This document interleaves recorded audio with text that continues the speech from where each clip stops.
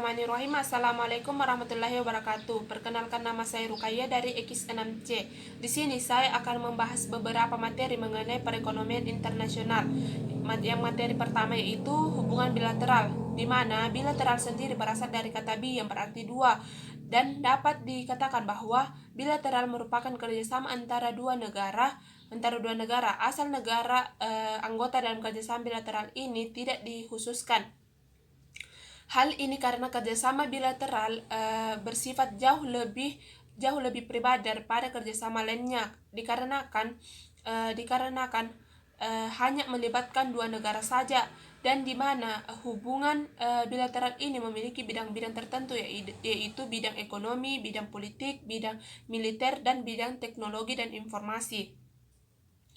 Kemudian adapun tujuan dari kerjasama bilateral yaitu untuk mempromosikan produk suatu negara ke negara lain, dan untuk mendapatkan bahan kebutuhan yang diperlukan apabila di negara kita sendiri tidak diproduksi. Kemudian untuk memperoleh investor agar untuk kemajuan perekonomian suatu negara, untuk memperoleh ilmu teknik militer yang lebih jauh.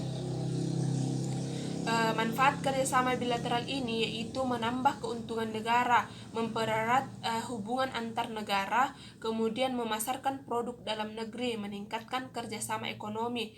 Dan di sini saya akan mengambil salah satu contoh hubungan bilateral atau kerjasama bilateral, yaitu Indonesia dengan Brunei Darussalam, di mana kerjasama antara Indonesia dengan Brunei Darussalam yaitu terjadi dalam bidang ekspor dan impor. Indonesia mengekspor berbagai bahan seperti sayur-sayuran, buah-buahan, pakaian jadi, dan kendaraan ke Brunei Darussalam. Indonesia juga mengirimkan tenaga pengajar ahli ke Brunei. Sementara Brunei merupakan penghasil minyak bumi terbesar di dunia, mengekspor minyak buminya ke Indonesia. Dan materi yang kedua yaitu materi kurs, di mana kurs sendiri merupakan harga atau nilai suatu mata uang dalam mata uang lainnya. Kurs biasanya ditetapkan oleh bank sentral suatu negara. Kurs disebut sebagai pembanding nilai. Artinya ketika kita menukarkan mata uang satu dengan mata uang lainnya, maka akan menghasilkan perbandingan nilai atau harga dari kedua mata uang tersebut.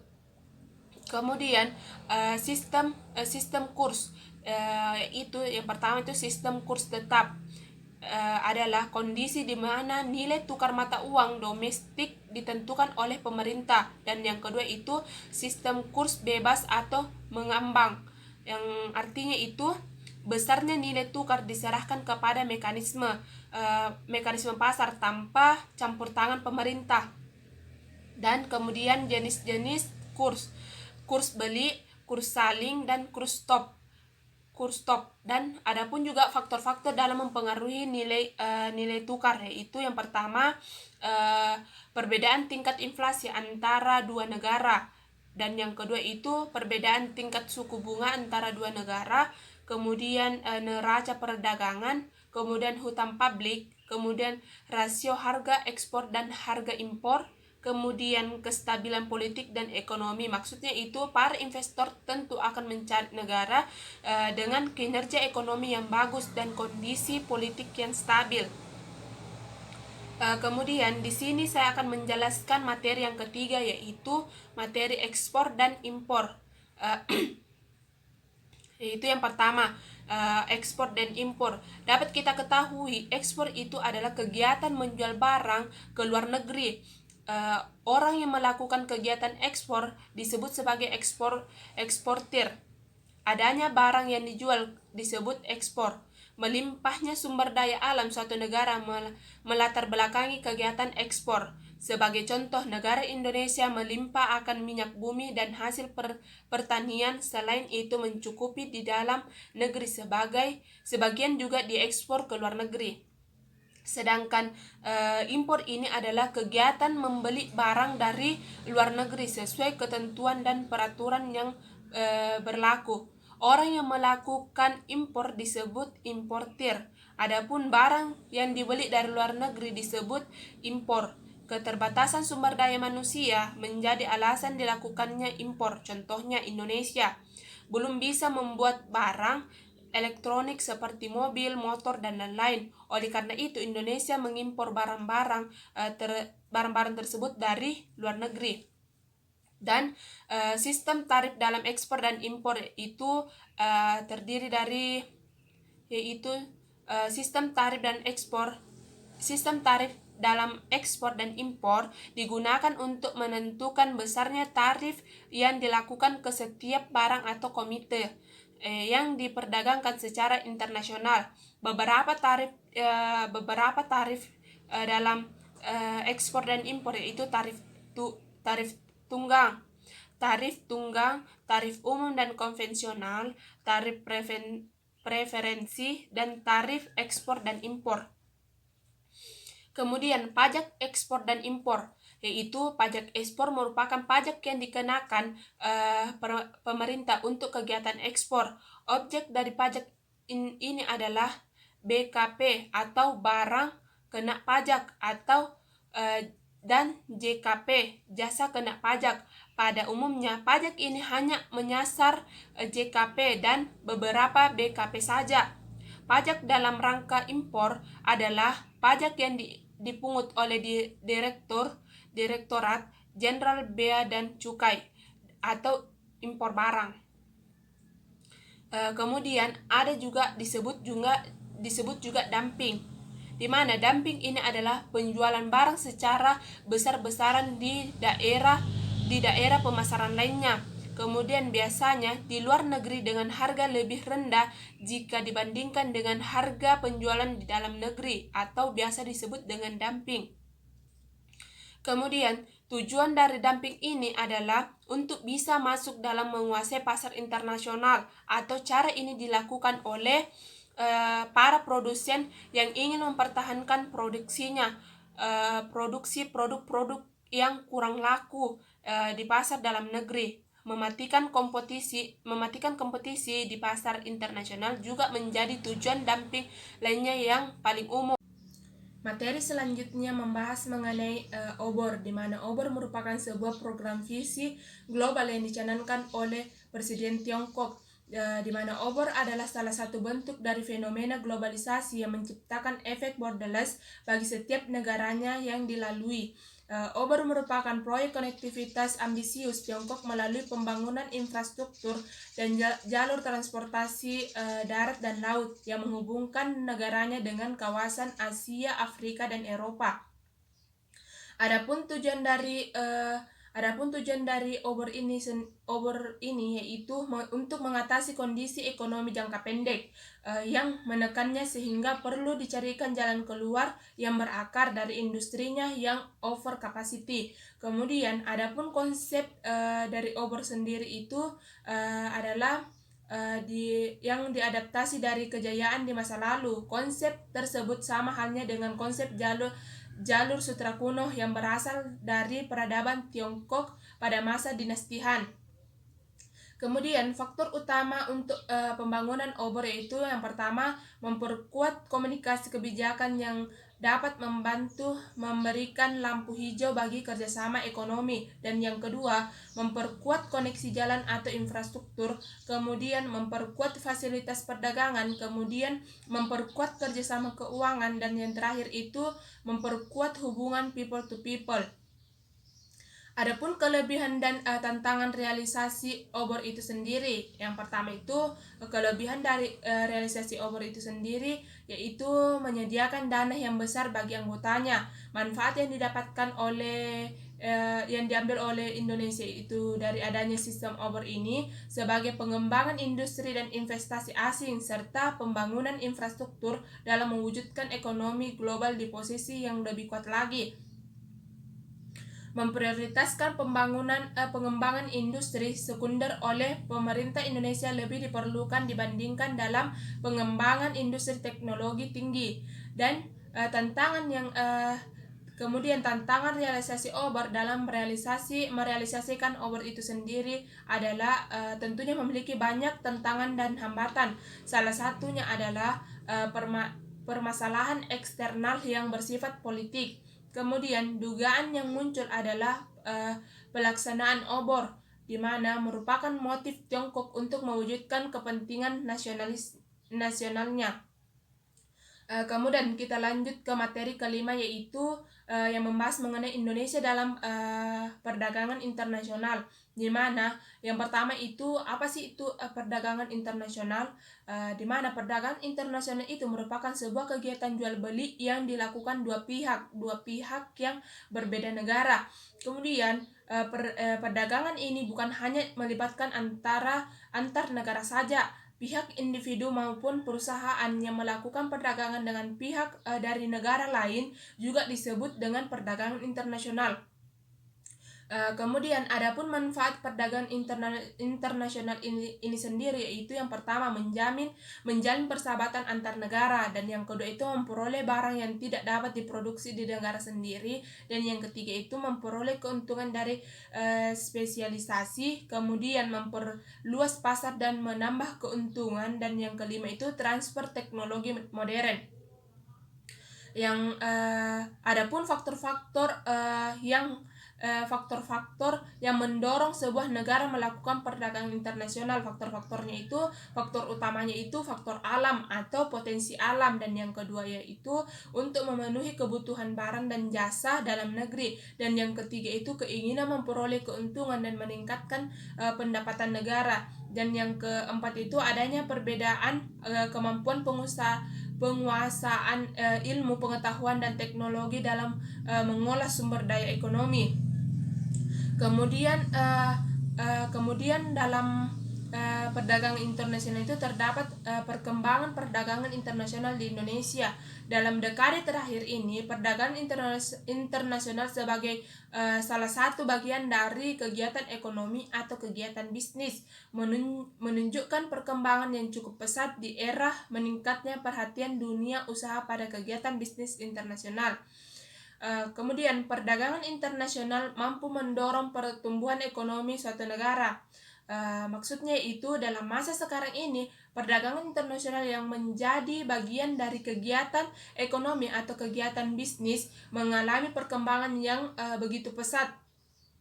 Sejak tahun 1994, Indonesia mulai bergabung dengan WTO.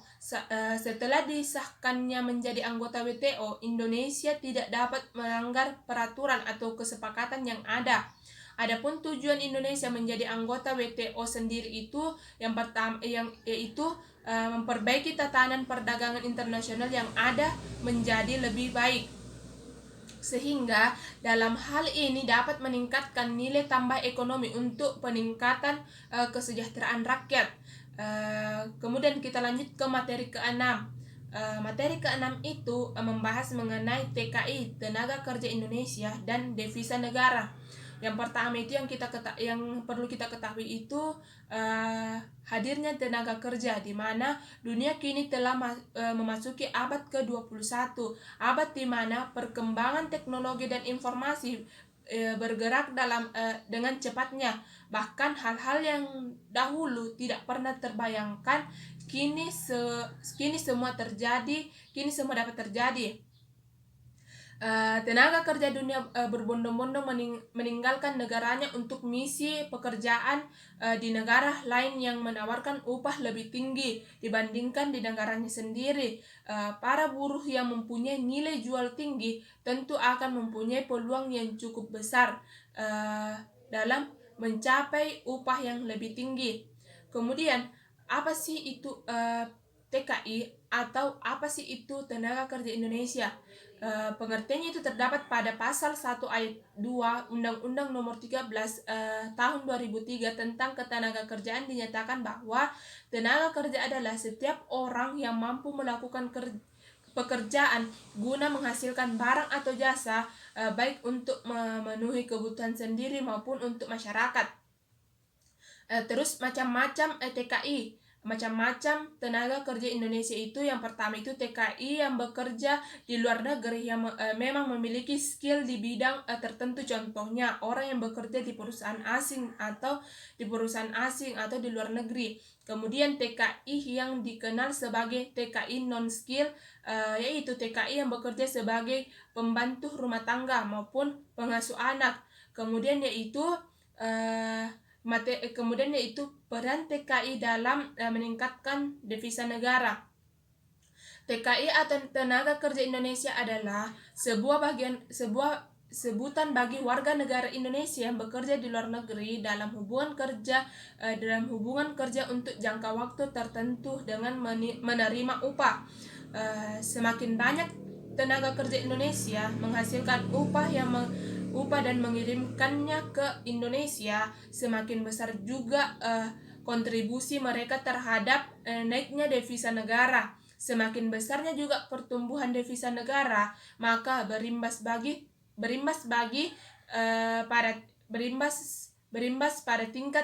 pada tingginya tingkat pertumbuhan ekonomi Indonesia. Materi selanjutnya itu membahas mengenai badan-badan kerjasama ekonomi internasional. Yang pertama IMF dan World Bank. Kerjasama internasional merupakan perwujudan dari hubungan-hubungan yang berpijak pada kepentingan nasional. Nah, kerjasama internasional bentuknya bermacam-macam, mulai dari kerjasama ekonomi, kerjasama perdagangan, dan lain-lain. Kerjasama ekonomi internasional mempunyai cakupan yang lebih luas daripada perdagangan internasional. Salah satu badan-badan kerjasama ekonomi internasional adalah IMF dan World Bank, di mana IMF sendiri itu dirancang untuk menghindari terulangnya kebijakan ekonomi buruk yang turut mengakibatkan depresi besar atau Great Depression pada tahun 1930-an. Sedangkan kalau World Bank itu sendiri organisasi global yang bekerja untuk memberikan pinjaman kepada negara-negara berkembang untuk membantu mereka menghilangkan kemiskinan. Terus ASEAN, di mana ASEAN ini biasa dikenal dengan Perhimpunan Bangsa-Bangsa Asia Tenggara. Ialah organisasi kawasan yang mewadahi kerjasama antara negara Asia Tenggara sejak tahun 1967. Adapun tujuan dan prinsip ASEAN yaitu yang pertama, menciptakan pemeliharaan dan meningkatkan perdamaian, keamanan, ketahanan, dan kawasan bebas senjata nuklir dan senjata pemusnah massal. Kemudian APEC, di mana APEC ini biasa dikenal dengan Kerjasama Ekonomi Asia Pasifik. APEC ini didirikan pada tahun 1989. APEC bertujuan mengukuhkan pertumbuhan ekonomi dan mempererat komunitas negara-negara di Asia Pasifik.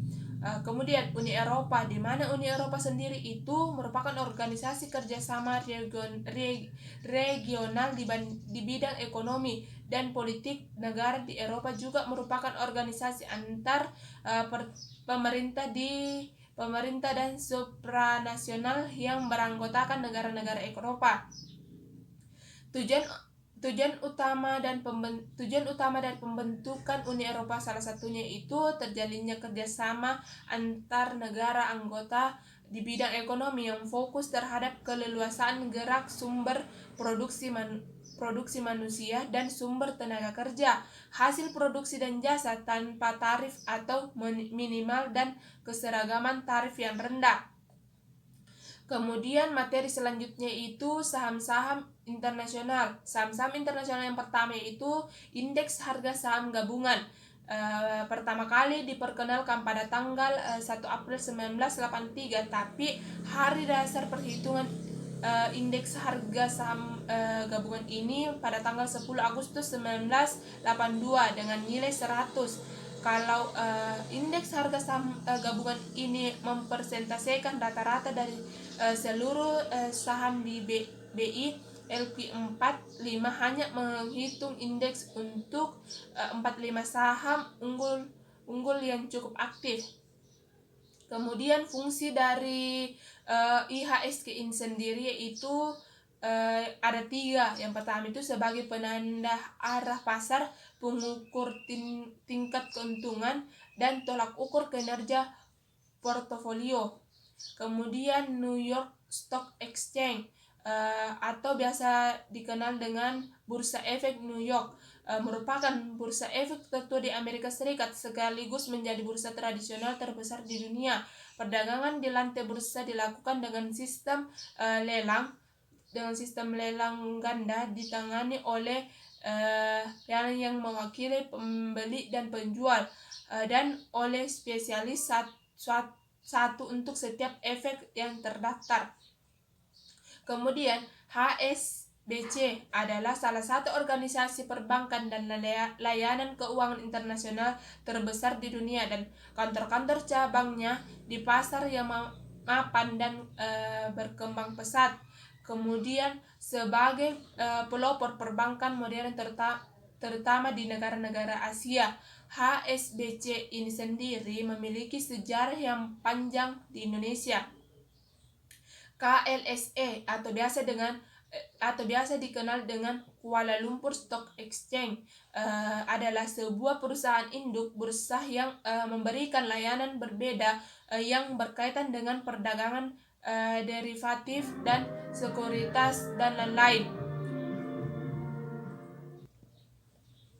Kemudian Dow Jones.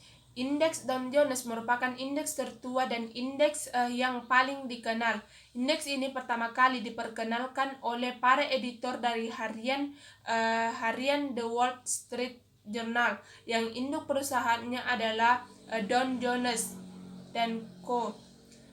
Kemudian materi ke-9 yaitu kebijakan luar negeri. Yang pertama, kebijakan luar negeri. Jadi kebijakan luar negeri ini bisa diartikan sebagai seperangkat rancangan dan komitmen yang menjadi pedoman bagi perilaku pemerintah dalam pertumbuhan dengan aktor-aktor lain di lingkungan eksternal. Kemudian model-model kebijakan luar negeri. Yang pertama itu model kebijakan luar negeri yang dipengaruhi rasional choice teori model kebijakan luar negeri yang mendapat pengaruh kuat dari literatur kebijakan publik. Yang kedua itu model birokratik politik. Kemudian teori poliheuristik dalam kebijakan luar negeri. Teori poliheuristik mengambil keputusan dikembangkan sebagai alternatif untuk kedua model aktor rasional. Kemudian fungsi utama dari kebijakan luar negeri ini sendiri itu melindungi keamanan nasional, misalnya dengan mengembangkan kekuatan militer dan masuk ke aliansi keamanan dan negara lain. Kemudian yang kedua itu menjaga dan meningkatkan kekuatan ekonomi nasional dan kesejahteraan, misalnya dengan membuka pasar luar negeri untuk ekspor dan investasi asing.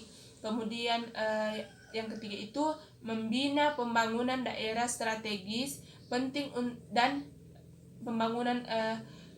membina pembangunan daerah strategis penting dan negara melalui bentuk pembangunan bilateral dan multilateral, dan mendukung martabat manusia melalui bentuk kemanusiaan dan hak asasi manusia strategi.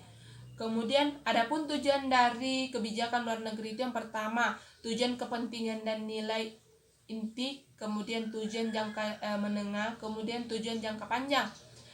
Kemudian kita lanjut ke materi ke-10 atau materi terakhir, yaitu materi yang terakhir ini adalah Organization of Petroleum Exporting Countries atau biasa disingkat dengan OPEC, di mana OPEC ini merupakan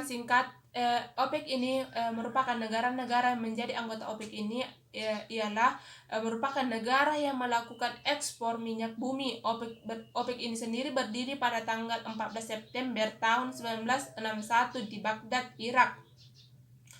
Negara pendiri dari OPEC ini ialah 5, yaitu Irak, Iran, Kuwait, Arab Saudi, serta Venezuela. Sesudah penyelenggaraan konferensi Baghdad 10 sampai 14 Agustus tahun 1960-an yang diikuti oleh 5 negara produsen minyak di atas. Kemudian adapun tujuan dari OPEC itu sendiri yaitu tujuan ekonomi, di mana tujuan ekonomi itu mempertahankan harga minyak dan menentukan harga sehingga menguntungkan negara-negara produsen. Kemudian negara politik, di mana negara politik itu mengatur hubungan dengan perusahaan, dan di mana perusahaan minyak asing atau pemerintah negara. Kemudian negara konsumen.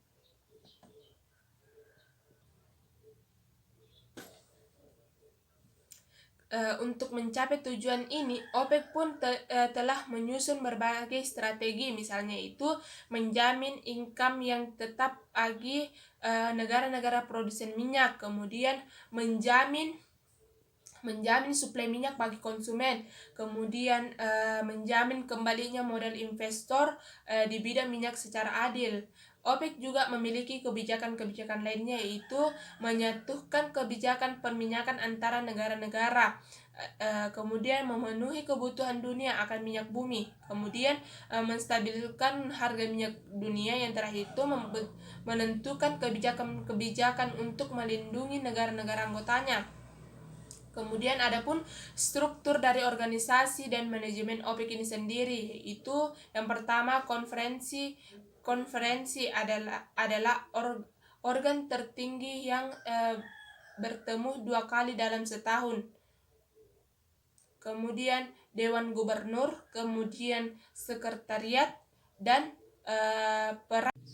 Kemudian peran Indonesia terhadap OPEC. Sejak menjadi anggota OPEC pada tahun 1962, Indonesia ikut berperan aktif dalam penentuan arah dan kebijakan OPEC, khususnya dalam rangka menstabilisasi jumlah, produksi, dan harga minyak pasar internasional.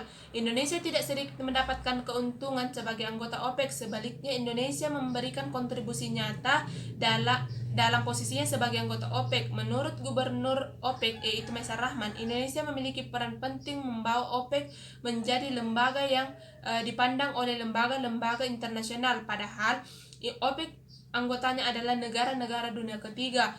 Peran Indonesia itu sangat nyata pada saat Sekjen OPEC itu sendiri dijabat oleh orang Indonesia, yaitu Profesor Subroto, periode 1988 sampai 1994. Pada saat itu, Indonesia dikenal sebagai mediator antara produsen dan konsumen dan menengahi negara-negara anggota OPEC yang terlibat konflik.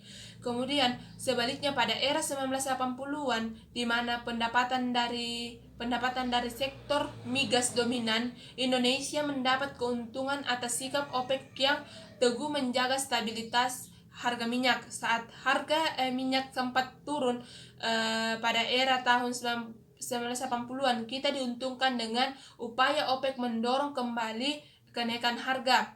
Kemudian oleh karena itu, jika saat ini muncul keinginan Indonesia untuk keluar dari OPEC, Indonesia memilih jalan keluar dengan baik. Menurut Gubernur OPEC, yaitu Maisar Rahman, terus terang kita mendapatkan banyak keuntungan diplomasi sebagai anggota OPEC, tinggal pemanfaatan untuk keuntungan yang lebih besar lagi. Kemudian meskipun demikian, ada 2 alasan kenapa Indonesia memilih keluar dari keanggotaan OPEC atau organisasi OPEC itu sendiri. Yang pertama itu posisi Indonesia tidak lagi di mana posisi Indonesia kini sebagai net importer, berbeda kepentingan dengan anggota lain. Kita menjaga agar perbedaan kepentingan ini tidak menimbulkan konflik, papar Maisar Rahman. Dan kedua itu memberikan pemahaman kepada masyarakat bahwa sekarang ini Indonesia tidak lagi memiliki minyak berlimpah. Dengan keluarnya dari OPEC, kita berharap masyarakat sadar dan tidak mengkonsumsi minyak atau BBM secara boros atau berlebihan, menurut Maisar Rahman. Namun, pemerintah belum mengambil keputusan yang resmi keluar dari OPEC. Hanya saja persiapan sedang dibahas secara lintas departemen, sebab keikutsertaan dalam organisasi internasional itu melibatkan Departemen Luar Negeri dan instansi terkait lainnya, dan Dan pada akhirnya itu Indonesia memilih keluar dari OPEC setelah 46 tahun bergabung. Sekian pemaparan materi mengenai perekonomian internasional dari saya. Wassalamualaikum warahmatullahi wabarakatuh.